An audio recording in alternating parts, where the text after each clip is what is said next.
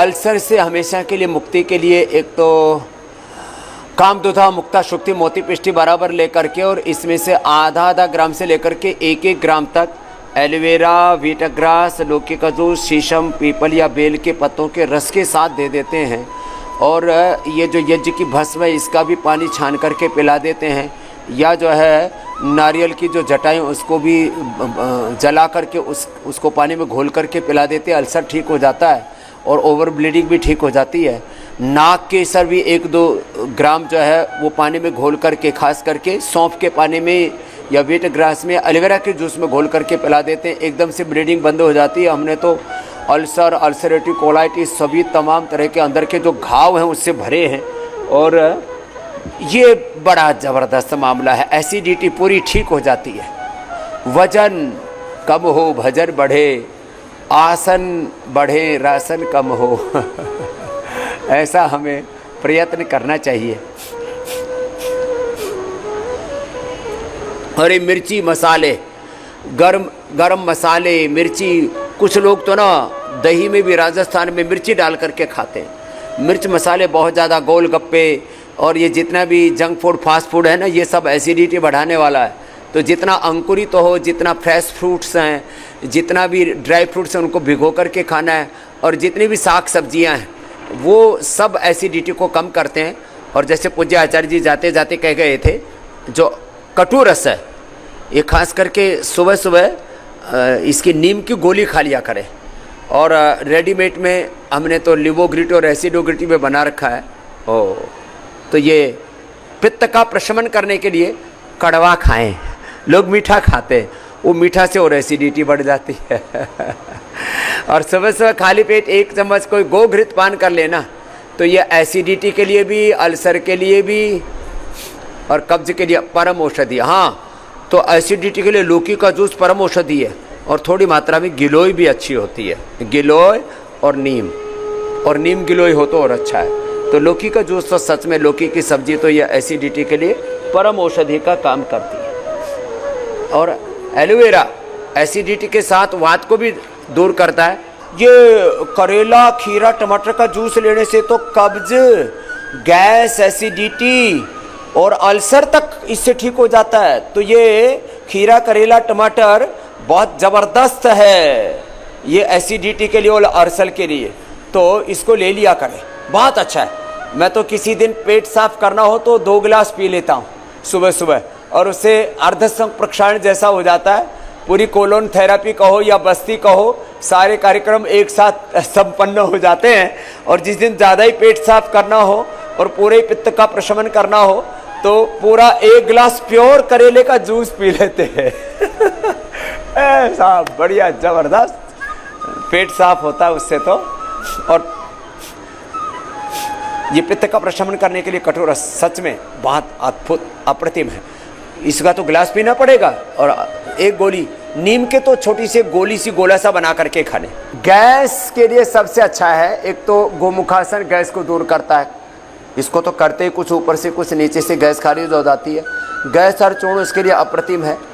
माता जी हमको, जैसे मैंने बताया, पूज्य माता गुलाब देवी, वो हमको जो है ये अजवाइन, सेंधा नमक, थोड़ा उसमें सौंठ, इसका पाउडर बना करके खिला दिया करती। पेट में गैस बन रही है, दर्द हो रहा है, एकदम से दूर हो जाता था। तो घरों में भी लवण भास्कर, हिंगवाष्टक चूर्ण या छाछ में थोड़ा सा भुना हुआ जीरा, थोड़ा सेंधा, काला नमक आदि डाल करके लेने से, और सौंफ का पानी पीने से, जीरा, धनिया, मेथी, सौंफ, अजवाइन का पानी तो हमने कई बार बताया ही है, वो भी गैस को दूर करता है। डिसिप्लिन, अनुशासन, इम्यूनिटी के लिए आहारचर्या, दिनचर्या सबको ध्यान में रखना है। फिर अगली बात, इम्यूनोग्रिड सबको लेना है।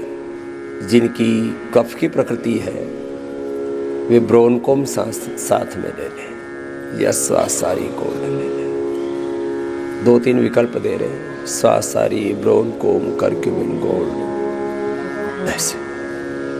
और जिनकी कफ की प्रकृति, जिनकी वात की प्रकृति है वे पीड़ानिल गोल्ड या अश्वशिला ले लें। जिनकी पित्त की प्रकृति है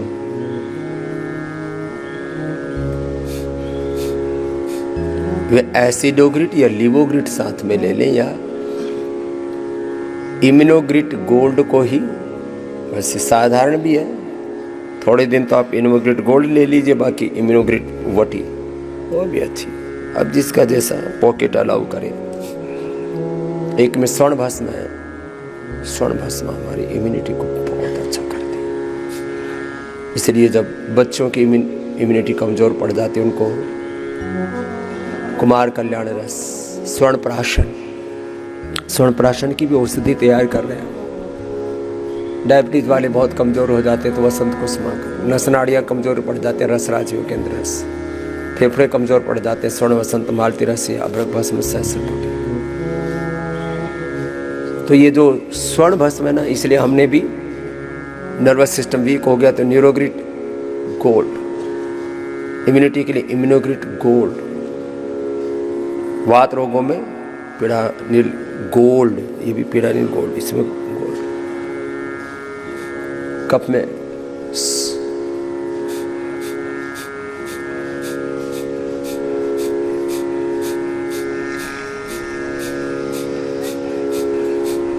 स्वासारी रस्म, स्वासारी जो गोल्ड है उसमें गोल्ड भस्म।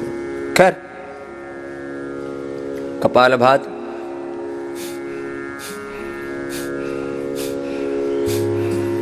कपालभाति में थक जाएं तो अनुलोम विलोम लगातार कीजिए।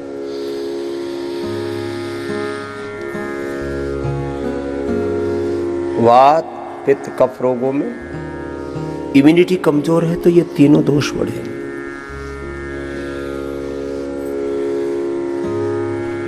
सामान्य रूप से सबके लिए कह रहा हूं,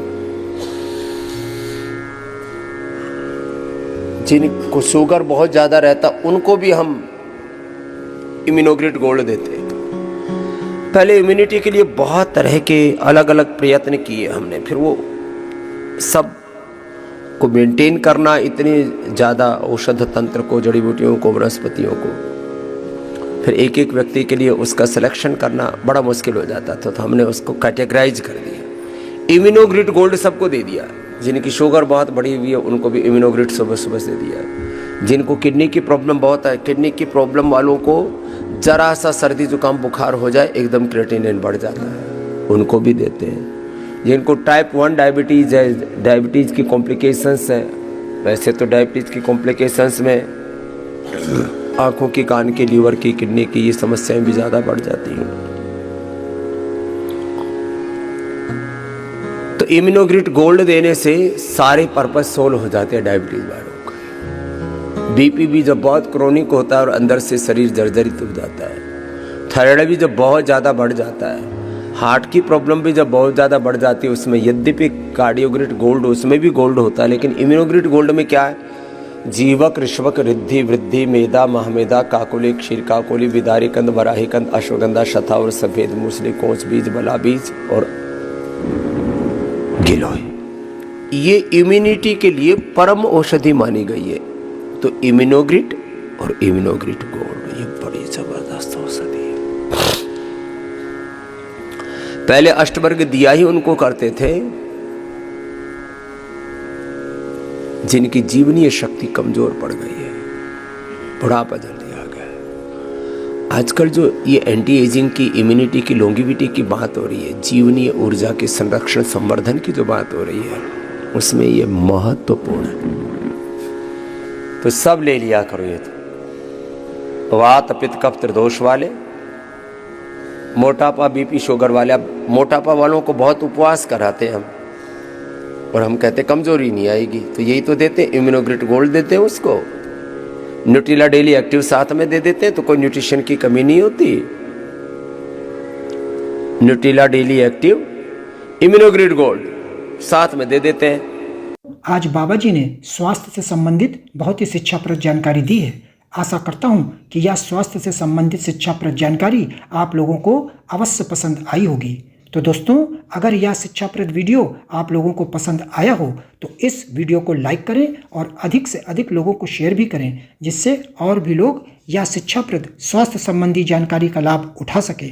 और दोस्तों, अगर आपने हमारे चैनल को अभी तक सब्सक्राइब नहीं किया है तो तुरंत हमारे चैनल को सब्सक्राइब भी कर लें, जिससे आप लोगों को नोटिफिकेशन के माध्यम से बाबा जी के यह शिक्षाप्रद वीडियो तुरंत प्राप्त हो सकें, जिससे आप लोग इसी तरह स्वास्थ्य संबंधी शिक्षाप्रद जानकारियों का लाभ उठाते रहें। तो दोस्तों, कल फिर किसी स्वास्थ्य संबंधी शिक्षाप्रद वीडियो के साथ आप लोगों के समक्ष फिर से प्रस्तुत होंगे। तब तक के लिए नमस्कार।